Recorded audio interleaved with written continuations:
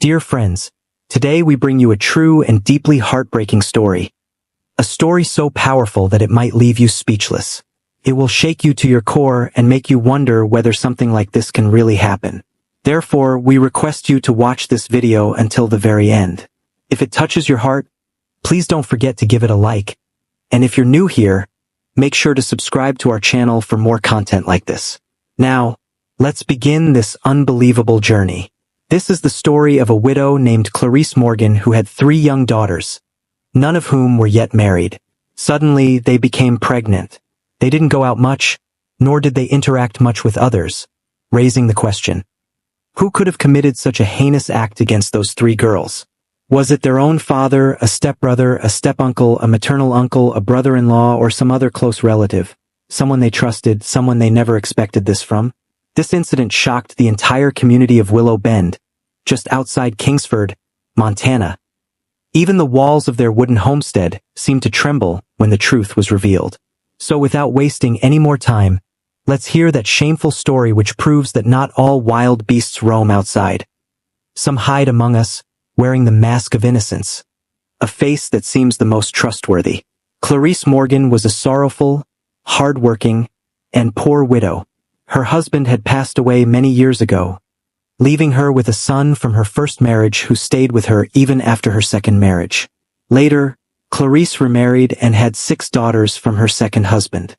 They were all very beautiful, shy, and modest. Unfortunately, her second husband also didn't live long, and Clarice became a widow once more. She left no stone unturned in raising her daughters, living in a small timber frame cottage with them. Every day, she worked hard, washing dishes, and doing laundry to provide for them. The small amount of food and money she earned was all they had to survive. Her son from her first marriage, Franklin, was older and lived with them. Although he was Clarice's son from a previous marriage, her other 6 daughters considered Franklin to be their own brother. Everything was going well until suddenly, a storm came that left Clarice completely devastated. One day, Clarice's eldest daughter fell seriously ill. She became very weak and started feeling dizzy. At first, no one understood what was happening to her. But as her condition worsened, she was taken to a hospital in the city. The doctor checked and said, "Your daughter is pregnant." When Clarice heard those words, it felt as if her entire world had turned upside down. She was shocked. Her daughters were still unmarried, well-mannered, decent, and modest. Then how could this have happened? Who did this? When did it happen? Why did it happen? At first, Clarice scolded her daughter severely, but when her daughter began to cry, saying, "Mother, I have never even seen anyone. Please believe me," Clarice's heart shattered.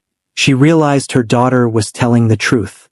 But just a few days later, one by one, her second and third daughters fell ill as well, and all claimed the same thing. "We don't know anything. Mother, we swear by God, we don't know anything." This incident shattered that helpless woman from within. She cried all day, thinking, yet she couldn't understand anything. Then one day, she went to the command court of Kingsford's military governor, General Richard Langford. In the morning, she appeared in the central courtyard. The general sat on his elevated seat, listening to everyone's concerns. Suddenly, Clarice Morgan entered the court, her face drenched in tears, her clothes covered in dust, and barefoot. There was only one question in her eyes. When would she get justice? The general saw Clarice and asked, "Why are you crying? What is your pain?" Clarice looked around and fell silent. One of the aides stepped forward and said, "Please speak. What has happened to you? You've come to the command court. Open your mouth. Tell us your problem. Tell us your pain." But Clarice said, "Sir, I want to speak to you in private. My problem is so personal that if I say it in front of everyone, I'll lose all dignity tomorrow." The general was slightly surprised. However, upon seeing the helpless look on her face and the pain in her voice, he said, "Bring her to my private chamber. I will listen to her." A military officer escorted Clarice to the general's private quarters. Once there, Clarice suddenly fell at the general's feet, crying like a madwoman. The general's heart melted. He said, "Listen, you are like a mother to me. Your pain is my pain. Whatever your problem is, tell me everything. If there is any inhuman creature in this jurisdiction, I will surely have him punished." Then Clarice Morgan began to speak to General Langford with a voice full of sorrow. "Sir, I am a widow. My first husband died many years ago, and I have a son from him who still lives with us. Later, I got married again, and from that husband I had 6 daughters. But with the cruelty of time, that husband also didn't live long, and I became a widow again. The responsibility of 6 children now rests on my shoulders. Sir, I work all day in people's homes, cleaning, washing their dishes, and washing their clothes. Whatever leftover food they give me, I feed that to my children and keep them alive. My daughters are very well-mannered, modest, and covered. They never go outside alone. Their heads are always covered, and their eyes are always cast down. This is how life was going until one day, suddenly, my eldest daughter fell ill. She became very weak, kept fainting and vomiting. I took her to a doctor in the city, and the doctor said, 'Your daughter is pregnant.' When I heard that, the ground slipped from under my feet. My daughter isn't even married. How could I accept this news calmly? I became furious. After bringing her home, in a fit of rage, I scolded her, slapped her, and asked, 'Who did this to you? Whose child is this?' But my daughter kept crying, falling at my feet, saying, 'Mother, I don't know. I swear by God, I have never spoken to anyone. I haven't even looked at anyone. I haven't stepped outside the house. I am telling the truth. I don't know how this happened. Sir, she is my daughter. I raised her with care. I can tell when my daughter is speaking the truth and when she is lying. I realized my daughter is telling the truth, and I silently endured everything. She gave birth to the child, and I took that child in my arms with care. But then a few months later, my second daughter also started falling ill. I took her to the doctor, and I heard the same thing once again. 'Your daughter is pregnant.' I was shocked. My hands and feet went cold. Who is doing this? Why are they doing this? When and how is it happening? No one even comes to our house, and my daughters don't go outside." As if that disaster wasn't enough, a few days later, my third daughter also started falling ill, and she, too, was pregnant. I kept my patience, prayed to God. "Oh Lord, please let me know who is doing this. Give me the strength to find some proof. You are God. Provide me with some kind of sign so that I can know who is committing this heinous crime against my daughters. My patience has reached its limit. I want to know who is the inhuman being who is stealing the innocence of my innocent daughters and then disappearing silently. I want justice, sir. I want fairness."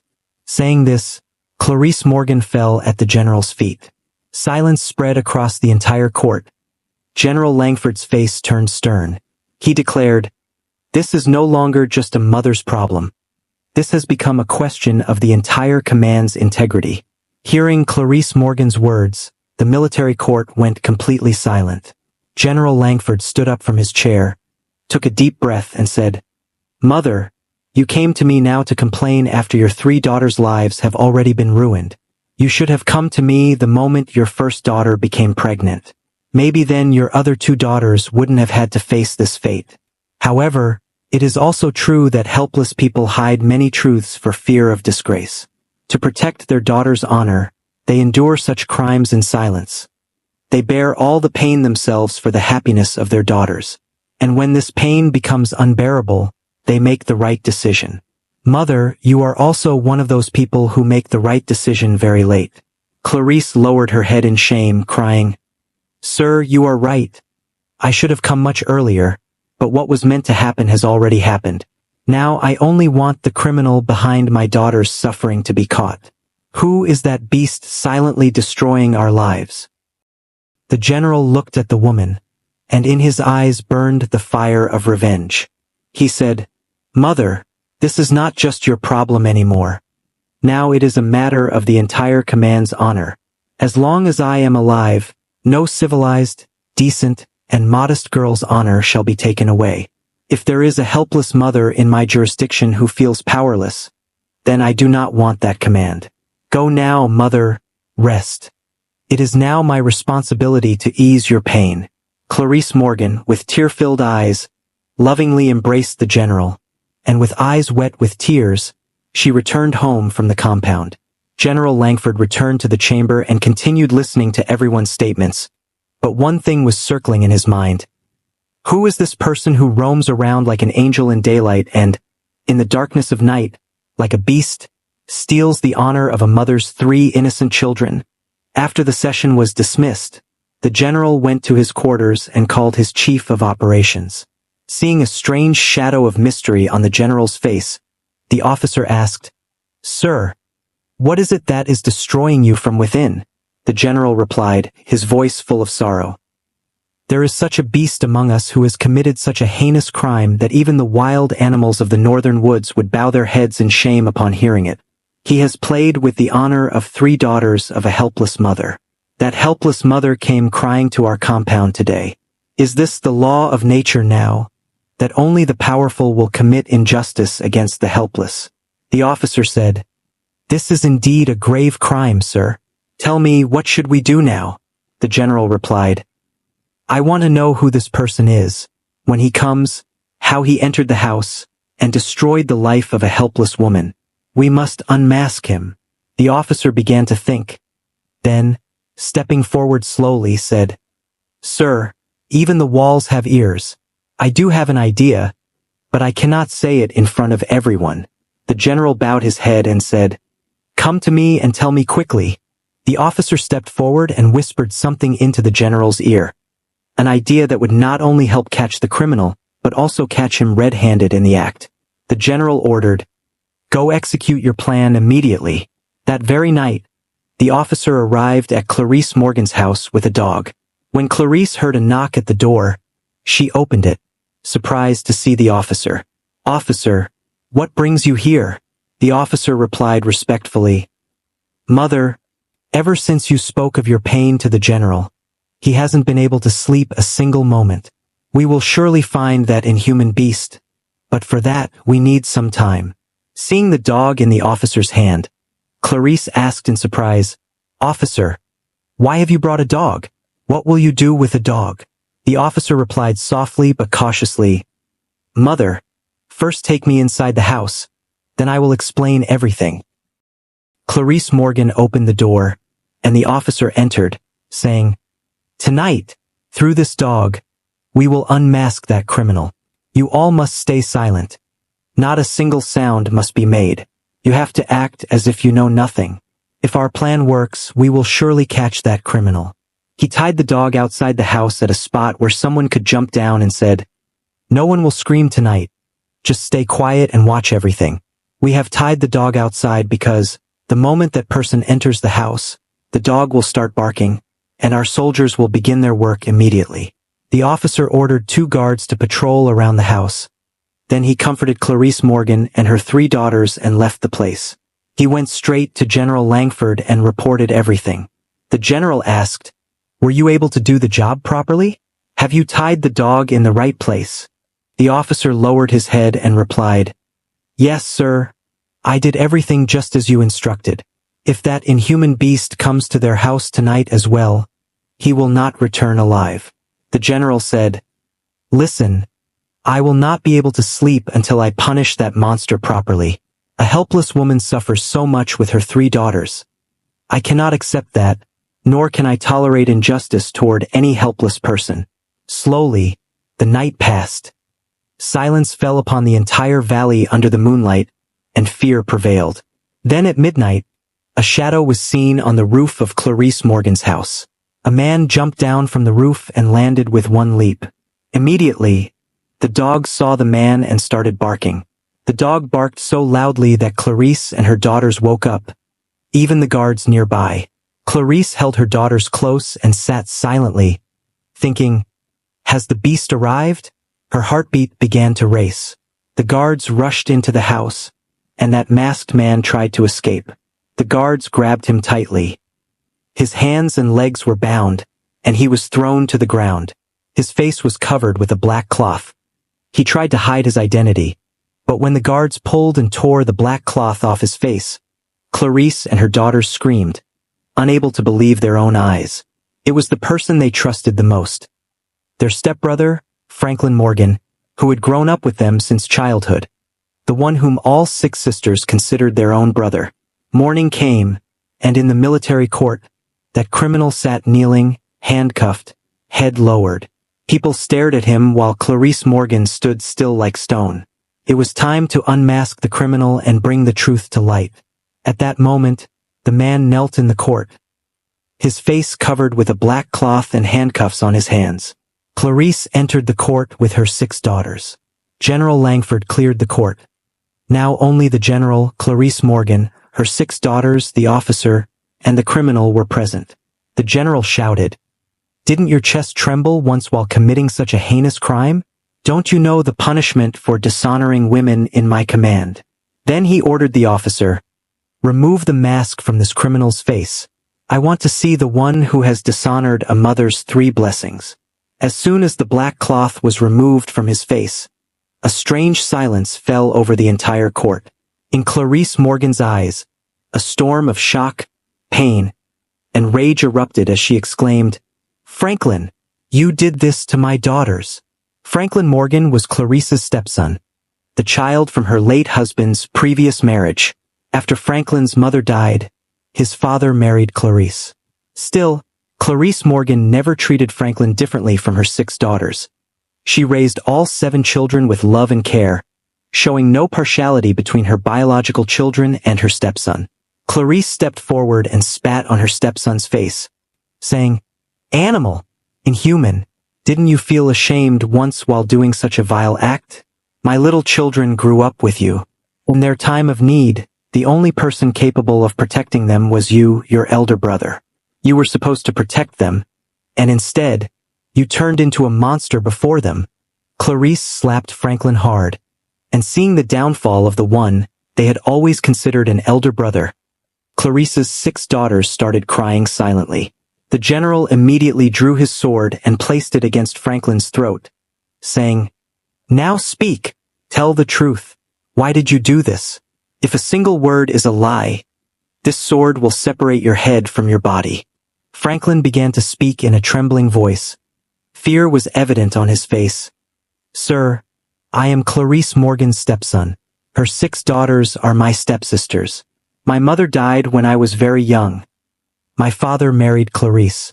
She raised me with great love and care, but I hated her from within. As my 6 sisters began to grow up and showcase their beauty, my mind began to change. My intentions turned evil. I knew they would never accept me. I asked Clarice to marry off her eldest daughter, but she did not take my words seriously. I thought they were all girls. Eventually they would get married and leave. Then the devil inside me awakened, and my greed blinded me. I thought that, in the darkness of night, I could enjoy them if I wanted to. No one would be able to catch me. Just thinking that, I plotted a plan and went to a street peddler in Kingsford's night market, asking him to supply me with such herbs whose smell makes people unconscious. I used to bring that herb which, when smelled, makes someone unconscious for 4 to 5 hours. In the dark of night, I would enter the house through the roof and make everyone smell that herb. They would all become unconscious, and then I would complete my vile act.